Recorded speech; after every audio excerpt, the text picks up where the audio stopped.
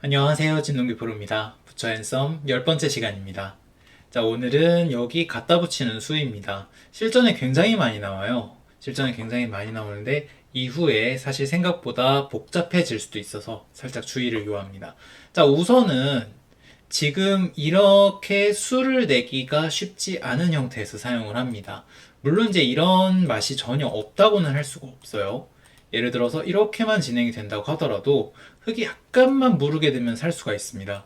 다만 워낙 좁은 자리이기 때문에 이게 이제 살아서 거의 득이 없는 상황이기 때문에 흙을 굳혀줘도 좋을 때 사용을 합니다. 자, 그래서 지금 상황에 알맞다고 볼 수가 있겠고요. 자, 우선 뜻은 뭐냐면은요. 흙을 굳혀주고 활용을 하겠다는 건데 이쪽으로 둔 다음에 위로 밀면 젖힐 겁니다. 당연하죠. 점을 간 다음에 밀어도 젖힐 겁니다. 그래서 지금 이 수는 흙이 어디론가 젖히면 반드시 되젖혀서 활용을 하겠다라는 뜻이 되겠고요. 그리고 뻗어만 준다면 똑같이 활용을 했을 때 이 교환이 두 개가 득이라는 뜻이 되겠습니다. 물론 이제 이 교환은 아낄 수도 있기는 한데요. 그런 의미를 갖고 있습니다. 자, 우선 어디론가 뻗는다면 대부분 활용이 되겠습니다. 흙이 위로 뻗는다면 이 상태로 손을 빼도 활용입니다. 중앙 쪽에 흙의 발전을 어느 정도 제어하고 있고요. 백이 차후에 이런 식으로 뭔가 중앙을 대충 막아가는 혹은 이런 것도 당연히 가능합니다. 할 때 이 수는 당연히 도움이 됩니다. 위쪽이 아니라 아래쪽으로 뻗을 때도 마찬가지입니다. 역시 약간 활용이라고 볼 수가 있는데요. 백은 예를 들어서 이렇게 두는 것도 있겠지만 이수보다는 여러 가지 지능적으로 활용이 가능해요. 이곳을 붙이고 젖힐 때 젖힌다거나 혹은 이렇게 해서 끊는 걸 유도를 해서 이 맛을 뭔가 이용하는 여러 가지 지능적인 작전이 있을 수 있겠습니다. 일단 백이 결정을 할 거기 때문에 역시 백이 활용이라고 볼 수가 있습니다. 그래서 이런 장면에서 뻗어만 준다면 백은 그다지 고민할 필요가 없겠고요. 젖혔을 때가 문제입니다. 젖혔을 때 되젖힐 용기가 없다면 붙이면 안 됩니다. 자, 젖혀보겠습니다. 자, 우선 흙은 있는 것은요.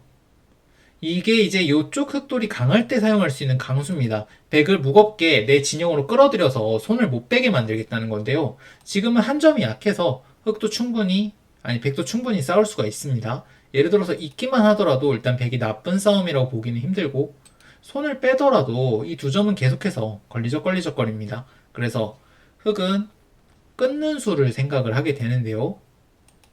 이때 미는 수는요. 지금 이 한 점을 잡고 돌파도 막겠다라는 뜻이지만 웬만하면 이 변화는 백이 나쁘지 않습니다. 예를 들어서 백이 끊고 늘 때 저쳐만 가더라도요. 흙이 잡아야 할 텐데 있고 있는 정도로 진행이 된다면 백이 중앙을 어느 정도 장악을 했고요. 좌변집은 하나도 늘어나지 않았습니다. 자, 그러면 흙은 끊은 다음에 먹는다면 이번엔 끊습니다. 딸 때 치고요. 이곳이 흑진영이기 때문에 이건 백의 너무 꽃놀이패죠.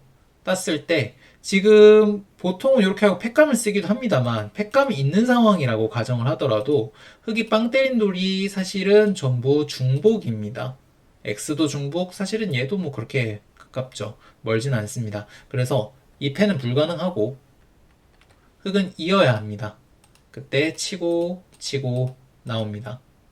백이 괜찮죠? 두 점이 잡혀있지도 않고요. 뚫린 흙이 처치 곤란합니다. 흙이 좋지 않겠습니다.